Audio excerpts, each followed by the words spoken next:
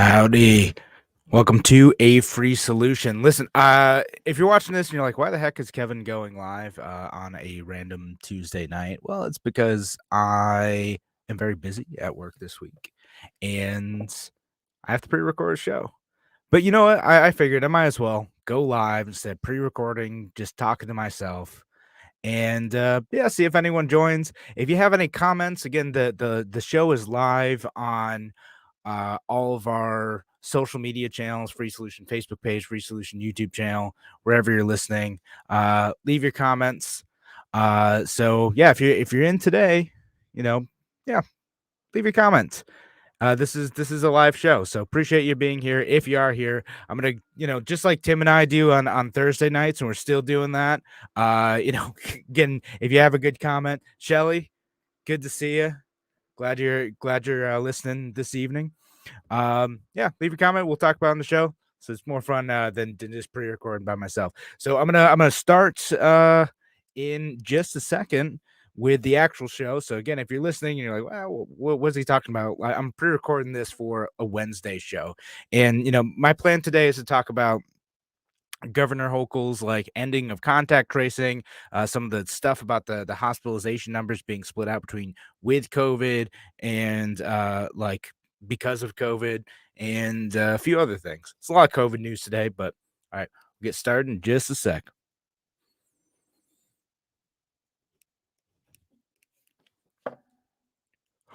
Welcome to A Free Solution. I'm Kevin Wilson, your host for today. Thank you so much for joining us here on A Free Solution. Whether you're listening on WYSL, WACK out in New York, or online on a Free Solution Facebook page, Free Solution YouTube channel, the Free Solution group, or one Kevin Wilson pages, wherever you're listening today, thank you for being here. Thank you for joining us.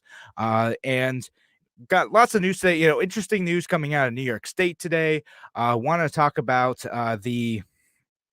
the ending of New York State's contact tracing program, whether it means what I thought it meant initially.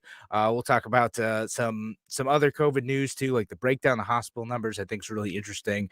So some good transparency there, but maybe still some interesting data out of that. And then a few other COVID news like the Biden uh proposed rule changes related to the rapid test requirements. So we'll talk about all that. But if you're listening on the online version, we'll make sure you leave your comments, and if there's something interesting there, happy to talk about it.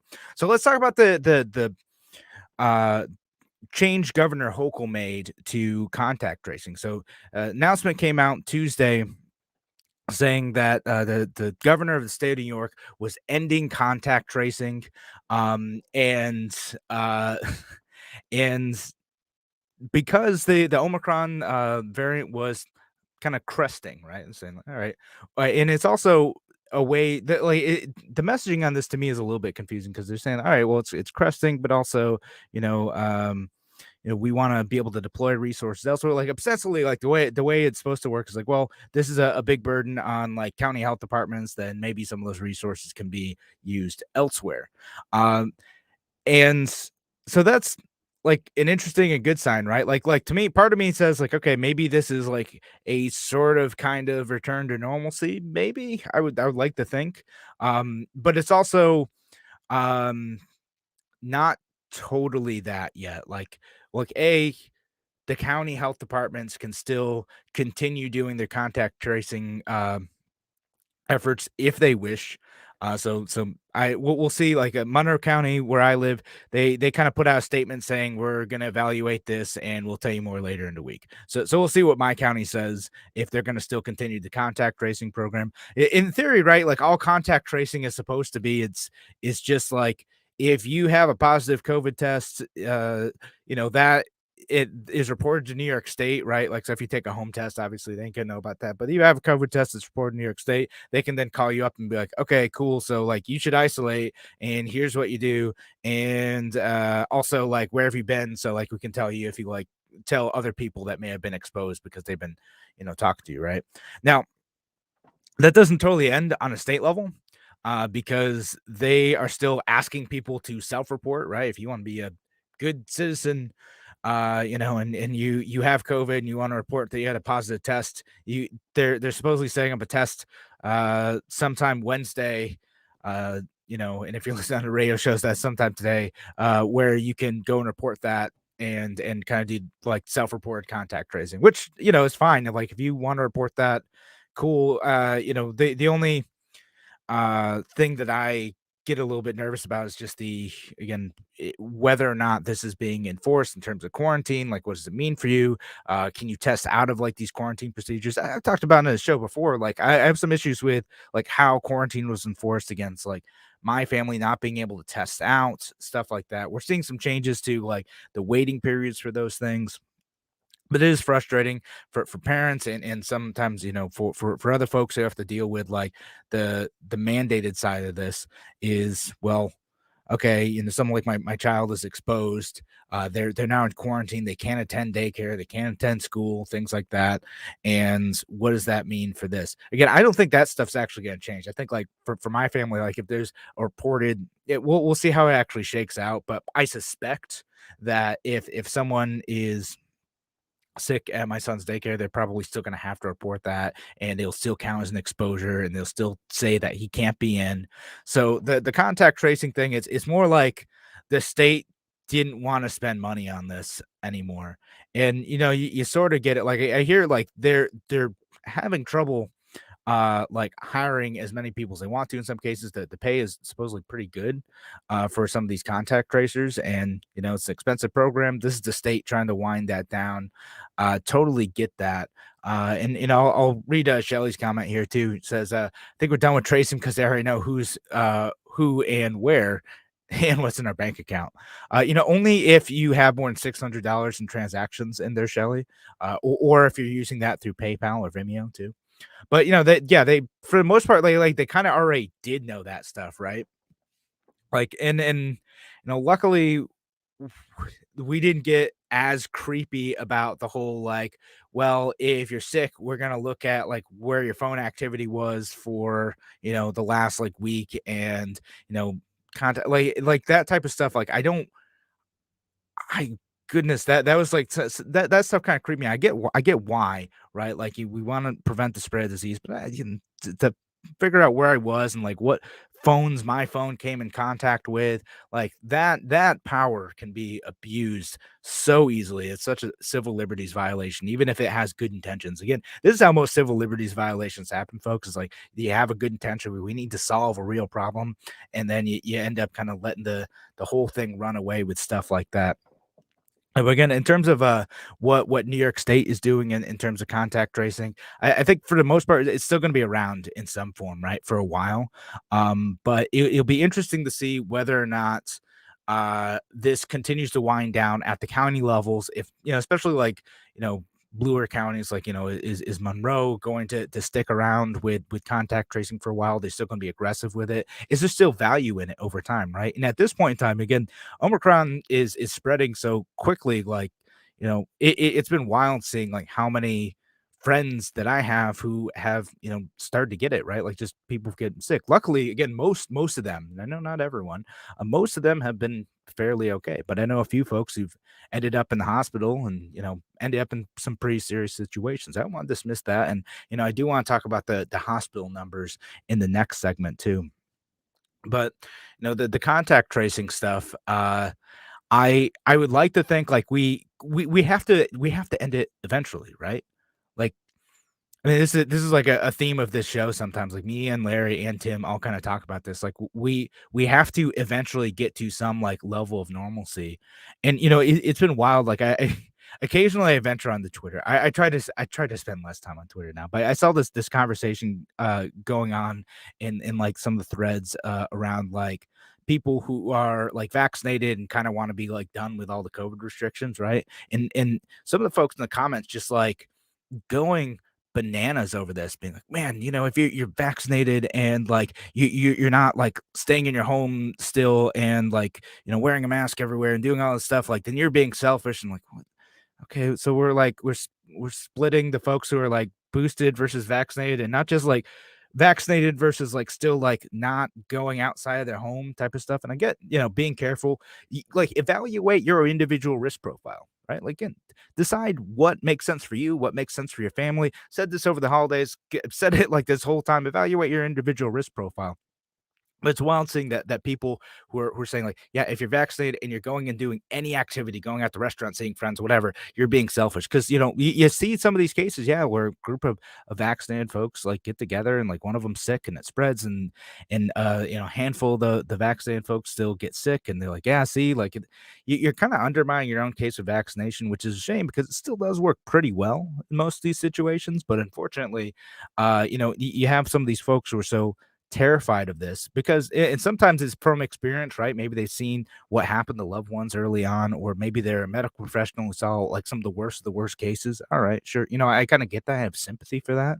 But also like most of us have to find a way to like live with this. We have to find a way to adapt our circumstances, evaluate our risk, and move on with our lives in some sort of way. We have to figure out what makes sense for us in our situation and being able to live a normal life. And again, not just to selfishly like I want to go out and party or whatever, but like to be able to work a normal job, to be able to find childcare, to be able to like advance your career and your personal aspirations. Like we need to find a way to live with the circumstances that we have and figure out ways in which we have moved on from pandemics in the past. We've moved on from the several flu pandemics over time, and I know it's only been a couple years, but like finding a way forward, using the technology and the data that we have is important. All right. Thanks again for joining us here on a free solution. Got to head to break now. We'll be back in just a few minutes. Talk to you soon.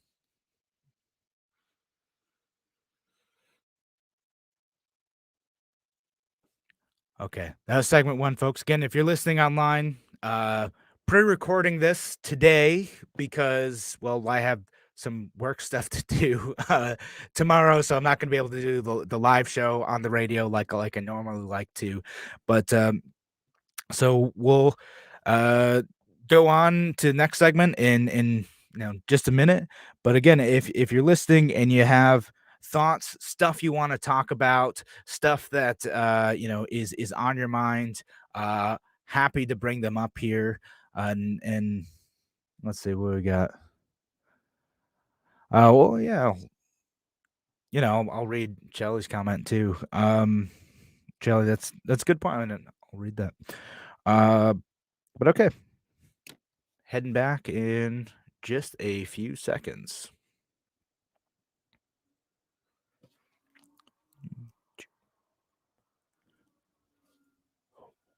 Welcome back to a. Oh, oh, I'm gonna have to restart that because my computer froze up as I was doing that. Welcome back to A Free Solution.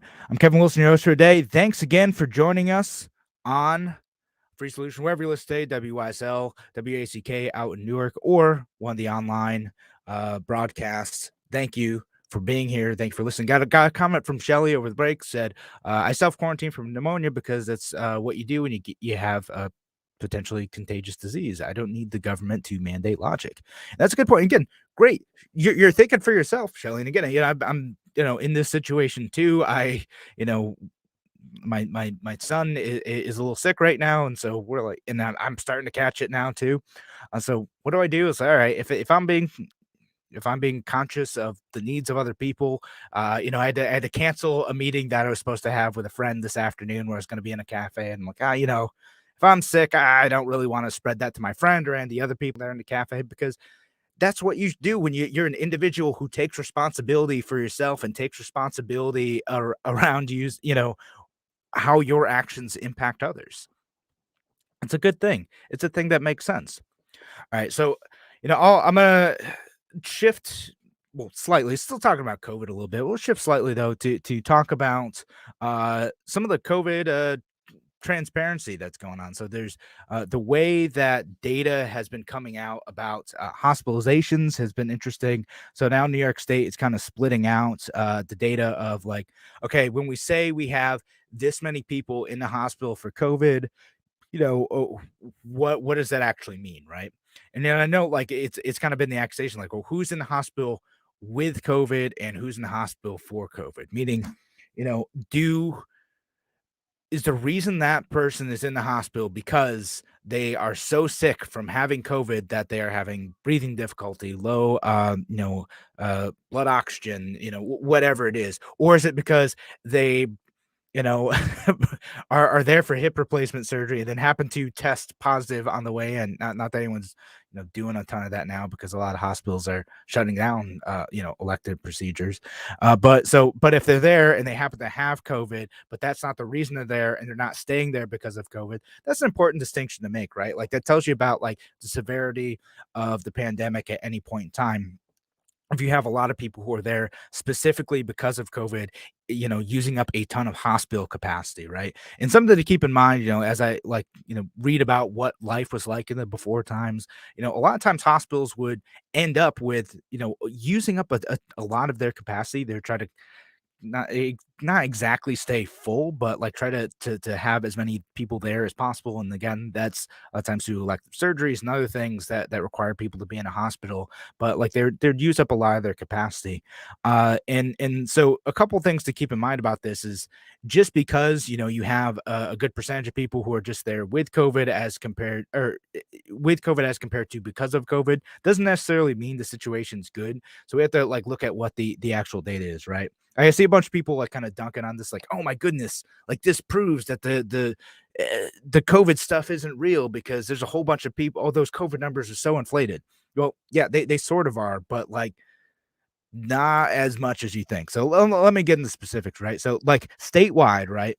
Looking at a chart that came out a little while ago, there were 11,548 people in hospitals across the state, you know, who are COVID-19 patients, right?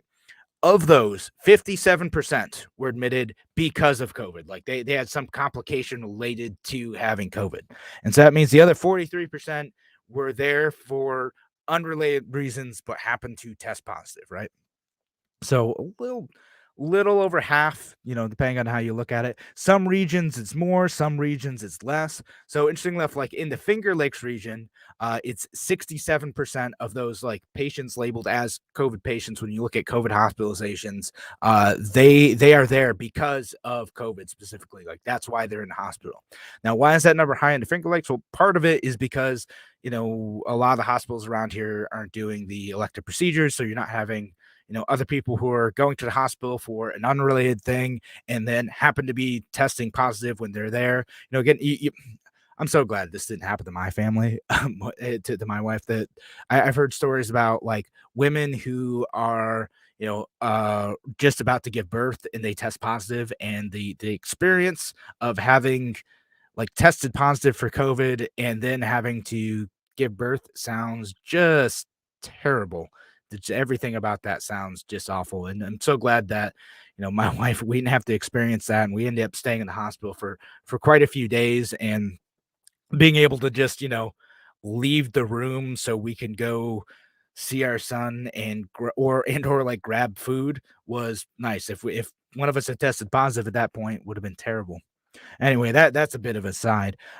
So Finger Lakes regions though, what's important to look at again, what I'm looking at when I'm trying to think of like are politicians overreacting or underreacting to this data is all right. So how many actual people are there, and how does that measure up against what the hospital bed capacity is for the region, right? So where I live, where we live, Finger Lakes region. All right. So there's 401 people. That's the 67% of the 603 people who are in the COVID patients in the hospital, right? So 401 of those are there for COVID. And so what does that mean in terms of like what our capacity is? Well, you can look at the state hospital bed capacity dashboard that they have. They keep it up to date all the time. And in the Finger Lakes, there are 2,335 staffed beds available, uh, and there's 9% availability. There's 219 beds, right? And so the thing to think about, right, is like when we talked about the flatten the curve stuff, like way the heck in the beginning of this pandemic, is that how many more people could be hospitalized over the next 3 weeks and not have like a hospital capacity crisis. Does the hospital system in this region have the ability to be able to expand and treat people who need the kind of increased support because they're having complications from COVID, right? Again, if you're older, you have comorbidities, whatever. Because the thing is with COVID is like doctors have gotten very good at treating this stuff, but you run into an issue if you aren't able to get that treatment. You're getting turned away at these facilities for any number of reasons. Again, Tim and I talked about some of the reasons that like hospitals are facing staff capacity issues. Part of it's vaccine mandates, right? That's some portion of the workforce left. Part of it is burnout. A lot of folks, this isn't just a New York State thing where hospitals are having trouble reaching, being fully staffed. It's a nationwide thing where a lot of folks are just tired, because they have been busy because there's been a lot of people there who are sick with COVID, and it's a tough thing to watch for some of these folks. It's a lot of emotional labor, a lot of emotional trauma. Now, so again, what I think about is all right. So you got these 400 people who are sick with COVID in the Finger Lakes at this time. You got a couple hundred beds available. Again, are you able to scale up? And is any additional action warranted for this time? Apparently, the governor feels not exactly. At the same time, it's interesting. I think like the Finger Lakes region was still kind of flagged as being like an area where the hospital capacity was limited, and so they're worried about hospitals being overwhelmed. I don't know if that hasn't translated to extra restrictions. If it just sits at, well, okay, we are going to inform people of this, we're going to tell people to be careful, whatever, cool, great, I get that. Again, what I always say with this stuff is if it's just about telling people what the situation is, being serious, assuming that like your average person is going to be smart and make good decisions for themselves and their family, and you trust that like they have the responsibility to act appropriately within a situation where they have liberty, you end up getting a more responsible citizenship. And again, that the culture that we need to build around that is really important, and we have lost that both on the Democrat and Republican side. Again, neither Democrats nor Republicans seem to trust the us the people to be able to make responsible decisions. They need to make that for us and use violence to reinforce those decisions. And that's again how we lose our liberty. Again, it's the infantilization of us, of we the people.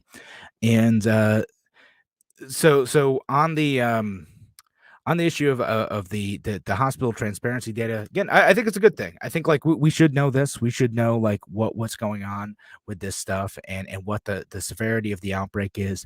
I don't look at this stuff and say like, oh, good, like this is fine. Again, it's central New York where I'm from, like Utica, Rome area where I grew up.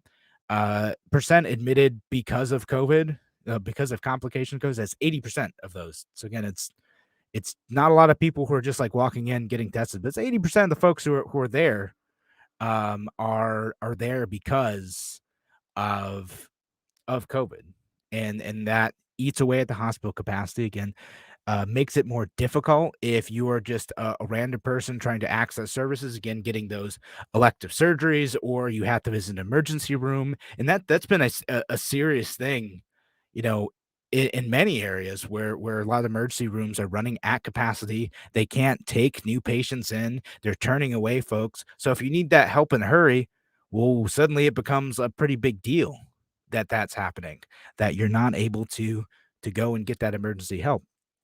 Interesting solution that's come out of my county about that, where apparently they're diverting folks to a nurse hotline too, because I guess there's a lot of folks who kind of get ambulances. Maybe it's not totally necessary to do that, not totally necessary to get them to an emergency room. Um, but and Shelly, it's interesting. Like a lot of stuff you'd think is like elective is it's more like, because Shelly said, I like to see a list of what's elective. It's more like not immediately going to result in death if you don't get that surgery. That's kind of like what elective is. So some serious quality of life issues. All right. So thanks again for joining us here on A Free Solution. Got to head the mid show break. Thanks again for joining us. We'll be back in just a few minutes.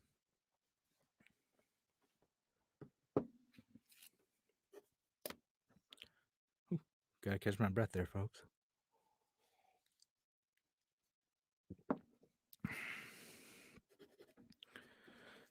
Again, if y'all got any other issues that I want that you think I should be talking about, let me know. Leave your comments.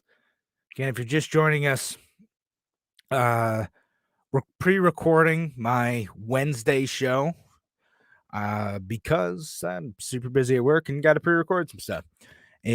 But that means that you, the folks who are listening later in the evening, maybe don't normally get to hear my midday show because you two are working. You get to participate in today's show. And so I'm going to move on in the next segment. I'm going to talk a little bit about the plan to make the COVID rapid tests covered by health insurance and why that's maybe not as good of an idea as some folks seem to think.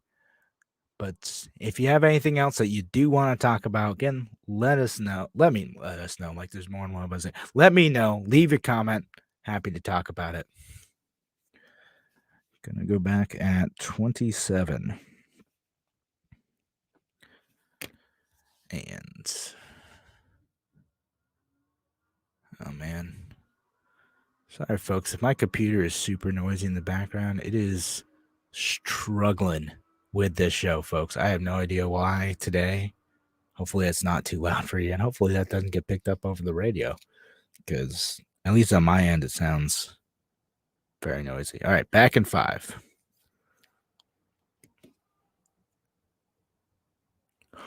Welcome back to A Free Solution. I'm Kevin Wilson, your host for today. Thanks again for joining us here on WYSL or on WACK a little bit later in the day out in Newark, or online.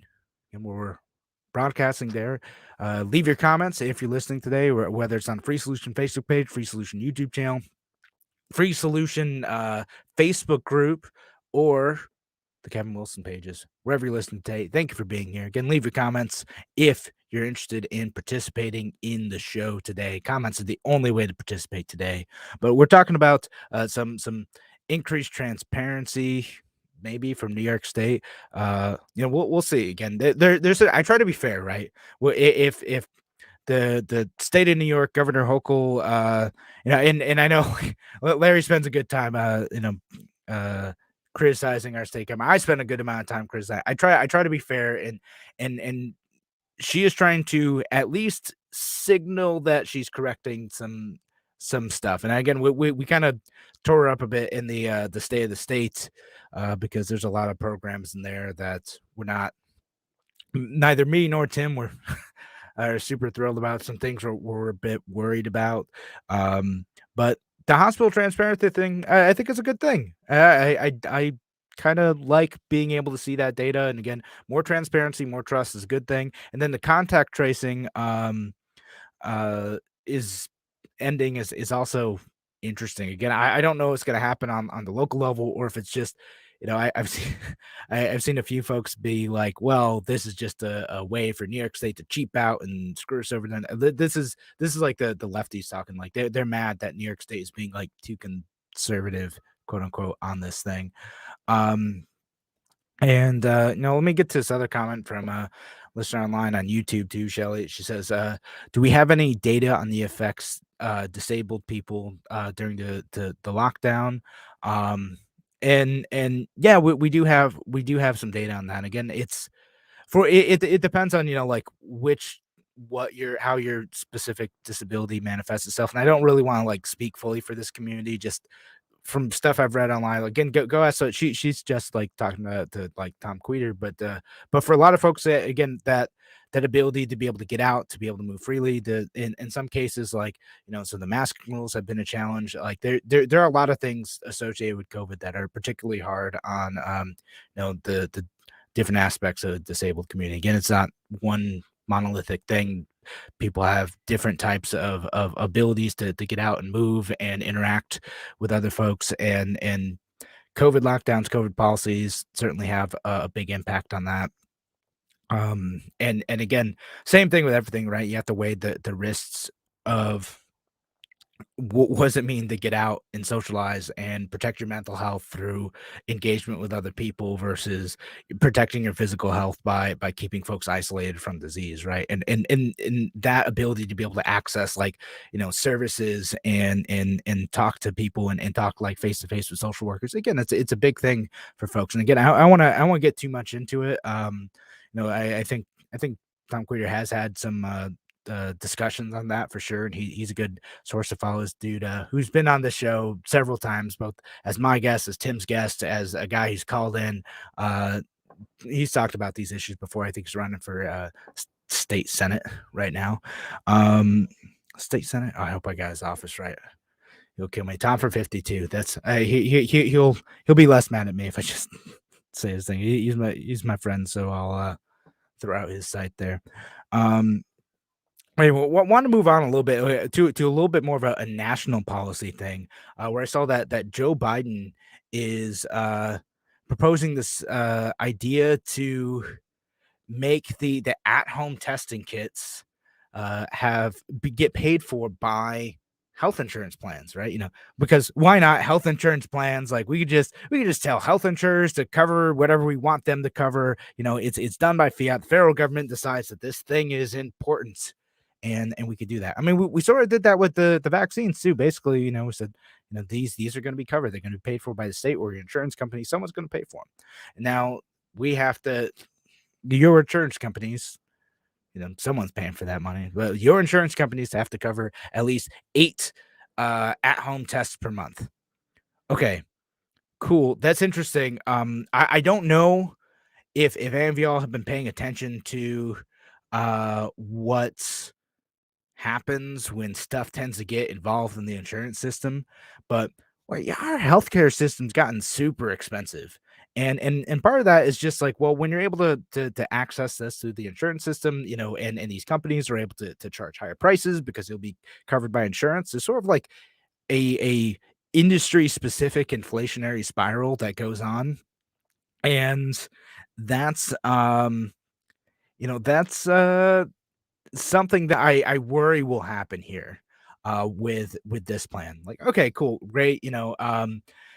What I think would make tests become more accessible, right? We've already sort of have like we have a lot of tests on the market. People are buying up really quick, and they become more difficult to find recently, right? Because you got uh governments at all levels buying up a bunch of these tests, people buying them in bulk, right? Like, there's a time where people would go in and be able to buy like an armful of them at a CVS, but then they kind of, I don't know CVS specifically, but a lot of places put restrictions on it so that you can't buy more than a couple at a time because they're worried about people hoarding them.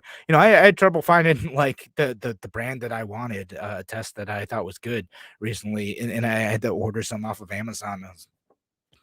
I'm worried is they're a little bit more sketchy, but it has been difficult. But that part of that reason why, right? Why these tests have been scarce to get we collectively, like the industry that makes this sort of stuff has known how to make like an antigen test for uh rapid COVID detection since before the real pandemic started. Like by like February 2020, March 2020, like people already knew how to do this stuff, right? And yet so few testing kits have been approved by the FDA. So there's only a handful of products out there. You do want to make sure it works. I get it, right? You want to prove, you don't want people to be going in, getting false negatives, and then acting inappropriately based on that information, right? Like that was the fear. But there's trade-offs to taking the longer process through PCR too, right? Um, but what happens when you end up forcing insurance companies to do this, making it go through that system? It is interesting because it's already been eligible for like insurance companies. A lot of times that have already said like you can use these like on your HSAs and whatnot, right? Like you got the card that's like meant for medical expenses. Like they've already kind of said that. So why did this mandate need to happen? Again, part of my theory on that is that, again, Joe Biden wants to look like he's doing something like, you know, hey everyone, look, I'm the hero now. I'm giving you access to 8 tests by forcing the insurance companies to pay for them because these tests are expensive. Again, gotta ask you, why are they expensive? Why are the prices so high? Why are they so scarce? Why aren't there more available on the market? Are they so complicated that only a handful of companies can make them? Well, no, that's not really the case. It's mostly that they're scarce by virtue of the federal government making it difficult for more tests to be on the market. So I'm not super confident that the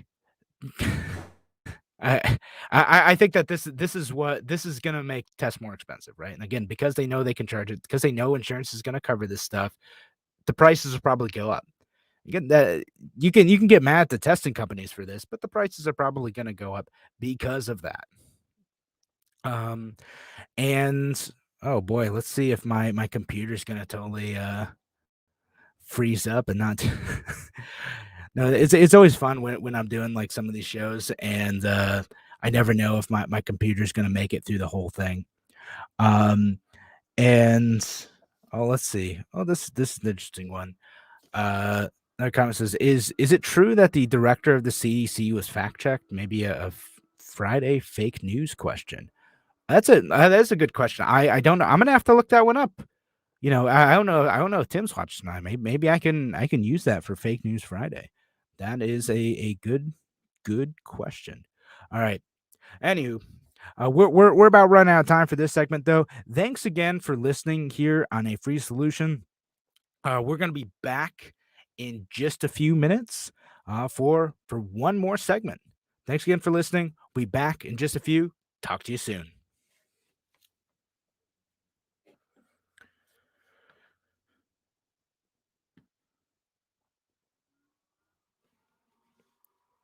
All right. Normally when I'm doing a live show, um, I get a chance to take a break and catch my breath. I feel like I need to catch my breath, mostly because I'm sick. And Shelley, it supposedly happened on Twitter.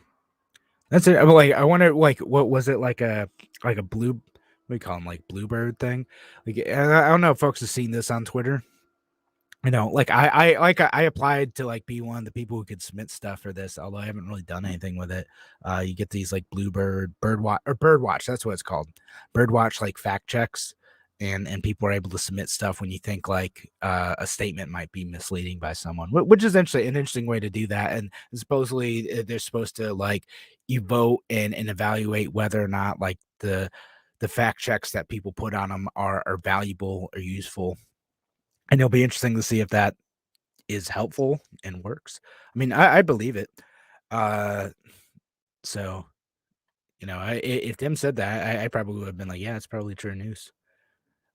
Because every once in a while, I know rare, every once in a while, government officials aren't totally honest about how they present factual information.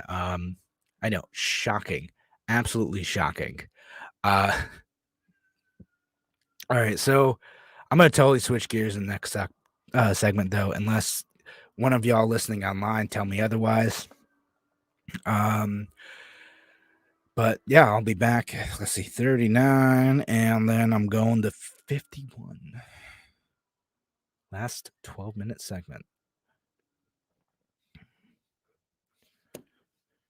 All right, 3, 2. Welcome back to A Free Solution. I'm Kevin Wilson, your host for today. Thanks again for joining us here on A Free Solution, whether it's on WYSL, WACK out in New York, or our friends listening online. Free Solution Facebook page, Free Solution YouTube channel, Free Solution, the group in the Kevin Wilson pages, or the podcast too. I'm actually catching up on those. Guys, I'm posting the podcast. If you're a podcast listener, appreciate y'all sticking with us, even when I went through a couple weeks there where I did not post for a long time. But I've been good the last week, podcast listeners. So and folks listening on the radio, and you're like, oh man, I missed Larry's show yesterday. It's up on the podcast. You can go and catch it. He talked about uh banning gas in New York, which hey, gotta stop that climate change, right? So then we'll see what Larry has to say about it. If you want to listen to it, you missed it. You could always go listen to a podcast, just look up a free solution, or you can also go to WYSL1040.com. We have a bunch of the recent episodes up there as well. Either one of those places, you can catch some of the recent episodes. All right, slight shift in discussion. Just caught this story the other day talking about uh Bitcoin Bitcoin mining being restricted by zoning laws, which is interesting. If you're not familiar with zoning laws, I weirdly like I mean, I think zoning laws are worth talking about because that's where like a lot of times you're going to interact with government, right? Like it's going to happen on the what can you do with your property? What can you do, to start a business in your area or some other venture, right? Can and conversely, right? Like, do you want a factory next to your house? And that's no, a fair question, right? Do you want something that's going to be giving off externalities near you? And should government preemptively limit someone's ability to do this? Now, one of the things that they're looking at now is, well, do you want Bitcoin mining rigs in your area?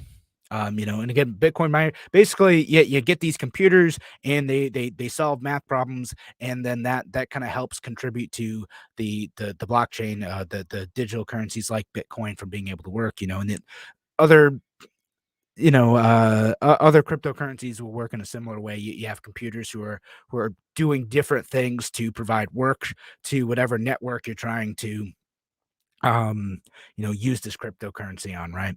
And so this requires in some cases a lot of power, and in some cases it requires a bit of space.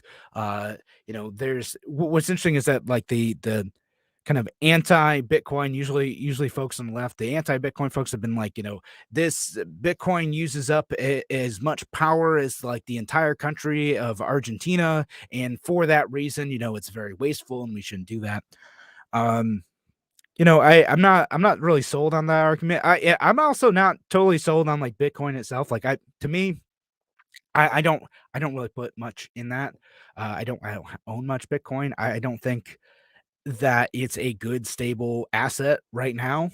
Um, and I don't really want something that may go from $60,000 a Bitcoin to $40,000 a Bitcoin over a few weeks. That doesn't feel like a stable place to put my money and to want to, uh, you know, exchange for stuff. If I'm gonna exchange something that I think is worth a little and it's gonna go up 50% or yeah, 50% in value a few weeks later, it's not great. Um, so anyway, with the Bitcoin like zoning stuff, people are talking about, well, do we want to ban this in certain areas because it either uses up a lot of power, like it stresses the grid, or because maybe it's a fire hazard, or because you just don't like Bitcoin. I mean like does government really need like a good reason to want to ban something, right? And comment coming in now says, you need a strong stomach for Bitcoin for sure. Yeah, no, I agree. And also says it seems wasteful. For sure. I I'll say I don't have a lot in Bitcoin for that reason though. But anyway, yeah, I still think that people should be able to do that, right? Sound was another reason that people are banning, right? Okay, like these computers are noisy, they're hot, what if it's fire? Okay. But we have ways of dealing with that, right? Like would you completely ban like a server farm in a city environment that might make sense because of the same risk? No, not necessarily. Like they might ban Bitcoin mining rigs because they have certain political feelings about them though.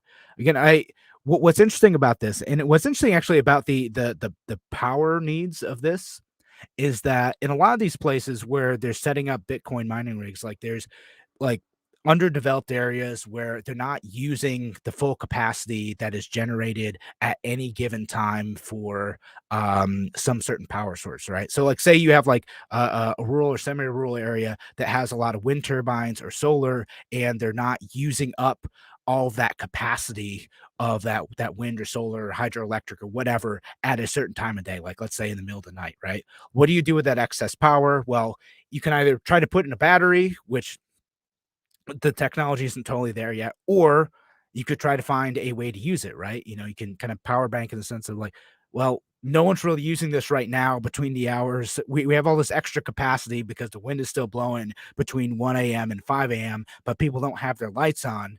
So what do you do with this extra power that's generated? Well, you might as well use it to set up a mining operation and to support the Bitcoin network or support whatever crypto network that you want to support.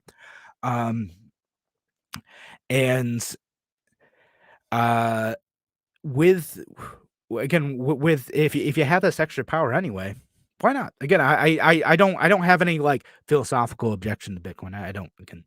I'm not heavily invested in it, but I think like with some of these other power sources, when we're thinking about like what do we want in terms of a currency, what does this provide any value to folks in terms of proving online ownership with things like NFTs or exchanging value.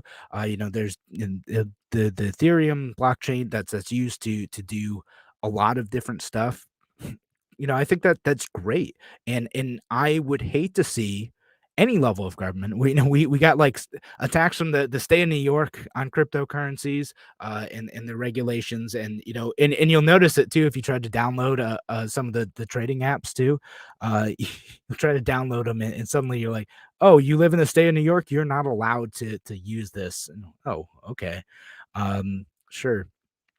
And stuff coming from the federal government, is it going to be regulated as security? Is it, is it going to be regulated as like a competing currency? Like what does it mean to like own these products, and what values do they have? Um and I would hate to see any level of government do that. And again, you got these folks at the local level who are trying to say, well, we're going to shut this down because we don't like it, or we're worried about the risk.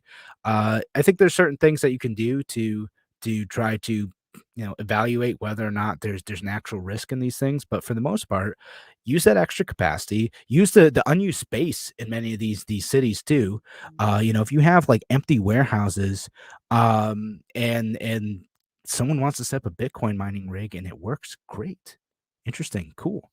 Um, it's interesting. Yeah. Interesting comment from one of these come up. It says, we may need more power coming in the middle of the night too with EVs on the rise, and that's an interesting point about about like our power capacity too. It's going to be interesting, which I think is actually a great thing too. If we can set up systems, hopefully not like government mandated system, but for like electric cars are like, all right, we're gonna charge when power is cheapest in the middle of the night, unless you like override, right? Like you can set it so it's going to charge, between the hours of 2 and 5. You're able to do that. Cool. There's also ways like I've heard talked about where like if you're charging your electric vehicle overnight, and you're not planning on going anywhere, you can draw on the power that's stored within the battery of that electric vehicle to power certain things in your house. And so again, you're kind of power banking in the sense that you're able to draw on electricity when it's cheaper, assuming you're not in a place where it's all metered the same no matter what time of day it is. If they meter it differently depending on what time of day you're consuming it, uh that's an interesting way to draw more capacity out of the existing systems we have. And also,